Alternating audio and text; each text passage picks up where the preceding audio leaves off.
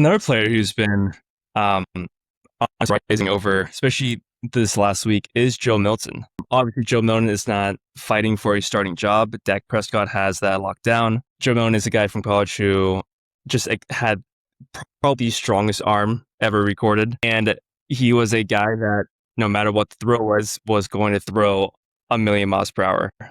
He's shown a lot more than just a big arm. 18 of 26 passing, that is a 69.2% rate, which guy that throws it as hard and as far as he does, that's very good progression. 179 yards, so right around 10 yards per throw. 2 touchdowns. Big key here, 0 interceptions, which is huge for Joe Milton, as well as a rushing touchdown. Passer rating of 151.4, which is exceedingly incredible